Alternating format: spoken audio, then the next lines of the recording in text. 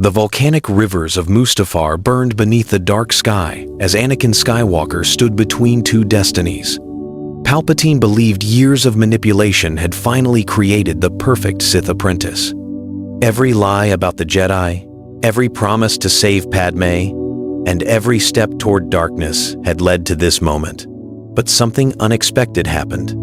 As the Emperor prepared to strike down Obi-Wan Kenobi, Anakin finally understood the terrible truth. He had never been a partner. He had always been a tool. Palpatine smiled with absolute confidence. "You belong to me, Lord Vader." Anakin tightened his grip around his lightsaber. "No, I never did." Without warning, his blue blade flashed to life. The sudden attack caught Palpatine completely off guard. Sith lightning exploded across the volcanic ground, while Anakin drove forward with every lesson he had learned from Obi-Wan and every ounce of strength the Force had given him. The duel shook the cliffs as fire burst into the sky. Palpatine fought with terrifying speed, but his overconfidence became his greatest weakness. Obi-Wan watched in disbelief. The student he feared was gone. Before him stood the Jedi Knight he had always believed Anakin could become. At the edge of a collapsing platform, Anakin disarmed the Dark Lord. With one final strike, Palpatine fell into the raging river of lava below. The Sith Master vanished beneath the flames, and his empire died before it could be born. But victory brought no peace. Across the galaxy, secret orders were already moving into action, and thousands were preparing to fight for a master who was already dead. The destruction of Darth Sidious echoed far beyond Mustafar. His body disappeared beneath the rivers of lava, but his influence remained alive inside thousands of hidden orders waiting to be carried out. Across the galaxy, clone commanders received encrypted messages that activated emergency battle plans. Confusion spread through the Republic as military fleets suddenly changed course and loyal officers declared martial law without understanding who had issued the commands. On Coruscant, the Senate erupted into panic. Supreme Chancellor Palpatine had vanished without explanation.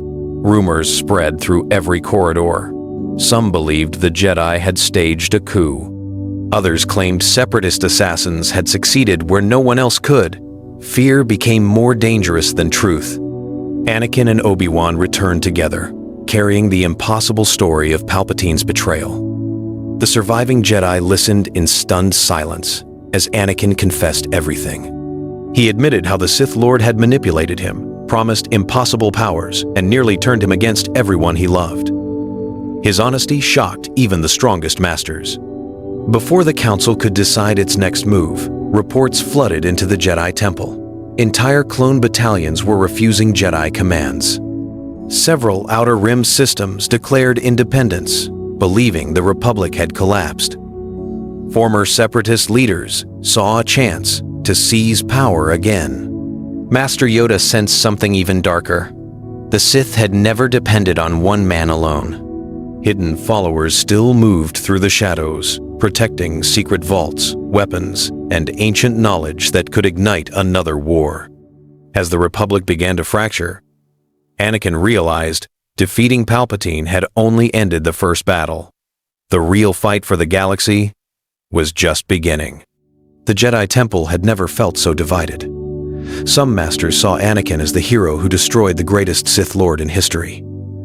Others remembered how close he had come to embracing the dark side. Every decision he had made before Mustafar now returned to haunt him. Obi-Wan stood before the Council and accepted responsibility for his former apprentice. He refused to let fear define Anakin's future. He made the choice the Force asked of him, Obi-Wan said.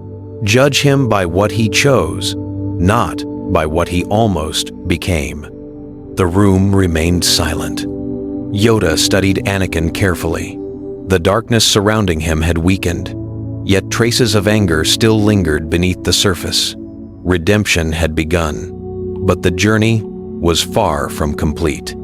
Anakin did not defend himself. He admitted every mistake with painful honesty. He confessed how fear of losing Padme had blinded him, and how Palpatine had twisted every doubt into hatred. There were no excuses, only regret.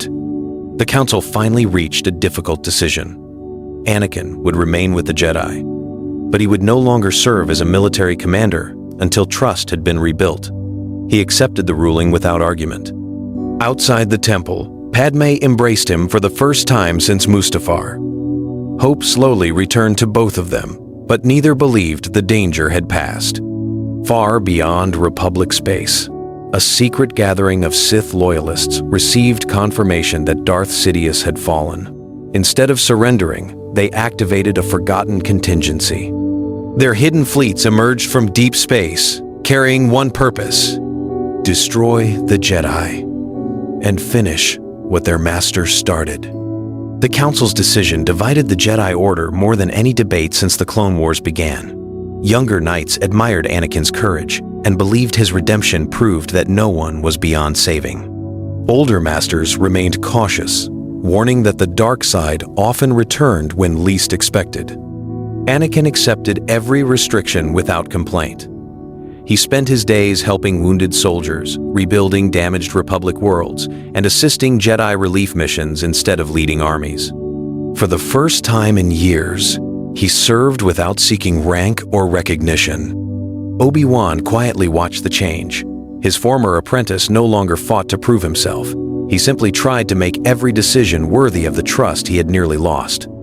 Meanwhile, Republic intelligence uncovered disturbing evidence inside Palpatine's private archives.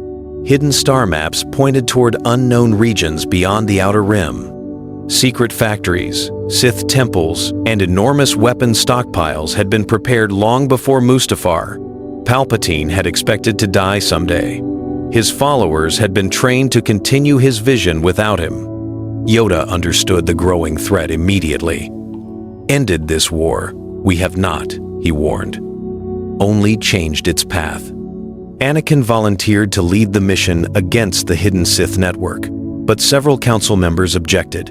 They feared placing him near ancient Sith relics could awaken the darkness once again.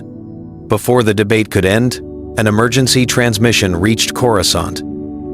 Entire Republic defense fleets had disappeared near the unknown regions. The signal ended with a single warning. "The Sith are gathering, and they are coming." The next war had already begun. The mysterious fleets struck without warning. Star destroyers hidden for years jumped out of hyperspace above key Republic worlds, overwhelming local defenses before emergency reinforcements could arrive. Their commanders carried the same message. The Emperor was dead, but his empire would still rise. Across the galaxy, fear spread faster than the attacks. Many systems believed the Republic had collapsed forever. Some surrendered immediately. Others armed themselves, preparing for a war with no clear leader. The Jedi Council finally reached a unanimous decision. Anakin Skywalker would command the Republic's defense. His knowledge of Palpatine's plans made him the only Jedi capable of predicting the enemy's next move. Standing beside Obi-Wan and Yoda, Anakin accepted the mission with quiet determination. He no longer fought for power or recognition. He fought to protect the lives he had nearly destroyed. Massive space battles erupted across the Outer Rim. Jedi starfighters weaved through exploding cruisers, while clone pilots defended civilian transports. Every victory came at a terrible cost. Then, Republic intelligence uncovered the enemy's true objective. The Loyalists were not trying to conquer the galaxy. They were searching for an ancient Sith sanctuary hidden beyond the unknown regions, where forbidden knowledge and devastating weapons had remained untouched for centuries. Anakin realized the truth immediately. If the Loyalists reached that world first, Palpatine's legacy would become impossible to stop. Without hesitation, he assembled a strike force and prepared to enter the darkest region of the galaxy, where the final battle between hope and darkness was about to begin. The Republic Task Force entered the unknown regions, navigating dangerous hyperspace routes that only Palpatine had secretly mapped. Strange worlds surrounded them, each filled with the echoes of forgotten Sith civilizations. Deep within a dead star system, Anakin discovered the hidden sanctuary. Thousands of Loyalists defended enormous shipyards, ancient temples, and vaults filled with Sith artifacts. At their center stood a fanatical commander who claimed the Emperor's final authority. He offered Anakin one last chance. "Take your rightful place. Rule what your master built." Anakin ignited his blue lightsaber. "My master was Obi-Wan Kenobi." The battle exploded across land and space. Republic cruisers exchanged devastating fire, while Jedi Knights stormed the ancient fortress. Every corridor became a battlefield. Every chamber held relics, capable of corrupting even the strongest minds. The loyalist leader unleashed forbidden Sith techniques, believing fear would break the Chosen One. Instead, Anakin remained calm. He remembered Padme, Obi-Wan, and every innocent life depending on his choice. With one decisive strike, he defeated the commander and ordered every Sith holocron, weapon, and temple destroyed. Massive explosions consumed the sanctuary, ending centuries of hidden preparation. As the Republic celebrated, Yoda remained uneasy. Through the Force, he sensed balance returning, but also a strange silence that felt unlike any victory before. Something ancient had awakened during the battle, and it was watching Anakin from beyond the known galaxy.